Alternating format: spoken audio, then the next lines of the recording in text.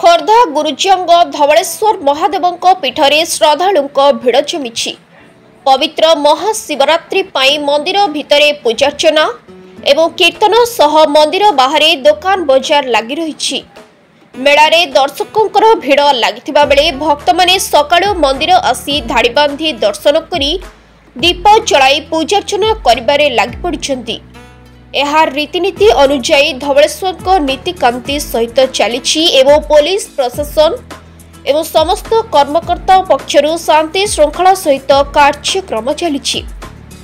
रातिरे 2000 दर्शकों पाई प्रसाद सेवन व्यवस्था मध्य रही। वैकुंठ राउतराय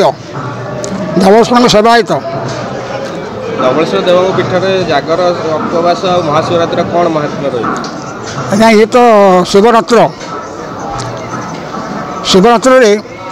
आमर उपवास करते स्त्री लोक मैंने पुरुष लोक मैंने जहाँ जहाँ मानसिक था क्या पुओ क्या झील कौन पे सब दीप बसती 5 वर्ष 7 वर्ष गुआ नड़िया चाउल दीप सब बसाती महादीप उठला बेले ये जिते भक्त थे समस्ते दर्शन करेंगे हरि हर जी से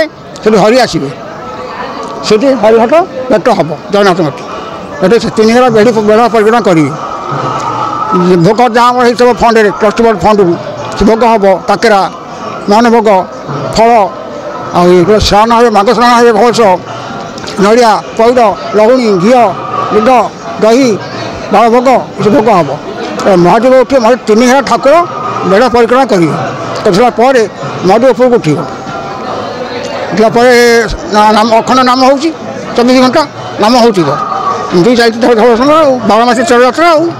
जागर उपवास रखिए कौन महत्व रही? उपवास रखिए कौन उपवास कहीं रहती मो ना उर्मी मुद बाईपास खोर्धा बाईपास रू आसती आज देवदेव महादेव शिवरात्रि तेणुक मु धवलेश्वर दर्शन करने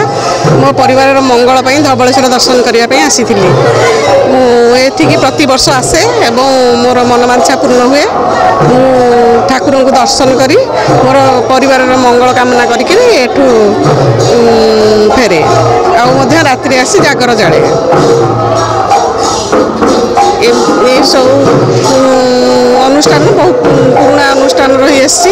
एठाकार समस्त बासिंदा बहुत सुंदर भाव शांति श्रृंखला भाव परिचालन बहुत भल लगुच से भल चिन्मय महापात्र धवलेश्वर मंदिर सेवायत तत्पुरुषाय विद्महे महादेवाय धीमहि तन्नो रुद्र प्रचोदया। आज हूँ महाशिवरात्रि। आज आमर प्रातः 3टारू पहड़ खोलला ठाकुर मंगल आलती हो साधारण दर्शन निमंते खोल जा 12:30 गोटे भितर ठाकुर प्रतिदिन भाव में जो संकुड़ी भोग अच्छी पिठा डालमा खेचड़ी अन्न व्यवस्था कर अध घंटा भितर पुणी दर्शन करने साधारण दर्शन पुणी खोल जेहेतु प्रबल लोक संगम होती से दृष्टि रखी बेसी समय पर्यंत पहड़ रखी हेनी जेपरी भाव में साधारण दर्शन सरला संध्या समय संध्या आलती हो ठाकुर किपरि महादीप उठार व्यवस्था कर व्यवस्था सुरखुर हम से प्रशासन पक्षर सब सुविधा होती। भक्त तो कही हेनी कारण राति 2:30 लोक लाइन लगी बर्तमान सुधा अनुमान 5000 प्लस लोक गले आहरी लोक लाइन रही आप देखिपे किंतु ये जो खरा को लोक खातिर नक धवलेश्वर आशीर्वाद नेवा निमंते लाइन सब अच्छा भगवान समस्त को सुखे रखु। प्रसाद सेवन 2000 ରୁ 3000 लोक मध्य प्रसाद सेवन व्यवस्था कर महादीप आमर 10टार अच्छी लोक संख्या देखिकी दर्शन निमंते समस्त को सुविधार दर्शन कला जो समय निर्धारण होइथिबो। जय जय ओम नमः शिवाय। मो ना हूँ मनोरंजन राणा। तो आज श्री श्री महाप्रभुंर महाशिवरात्रि जे आमर एठारे श्री धवलेश्वर पीठरे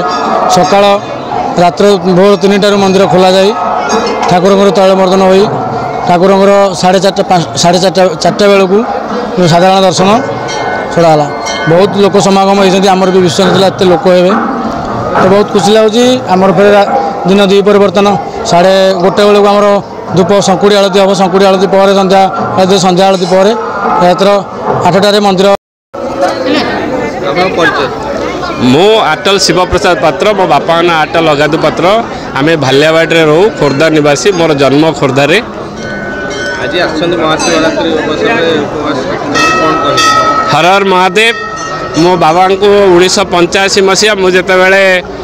मैट्रिक पास कली से दिन ठार प्रति सोमवार आसे और प्रति सोमवार दिन संध्या आलती मु योगदान दिए आज महादिवस महाशिवंकर विवाह उत्सव तेणु आम मैंने आसीचु भगवान टे सानिध्य ग्रहण करूँ और आशीर्वाद नहीं आम आम जीवन पथ को अति उन्नत करूँ ये आम बहुत समय अपेक्षा करूँ 3 घंटा अपेक्षा कर सारे और आउ 2-3 घंटा अपेक्षा कर कौन असुविधा नहीं आम मैंने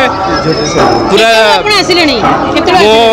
पाखापाखि 10टारे आसिक पहुँचली 2 घंटा है बोधे 100 मीटर अतिक्रम कर 50 मीटर पर खोर्धारू शुभलक्ष्मी सामंतरांक रिपोर्ट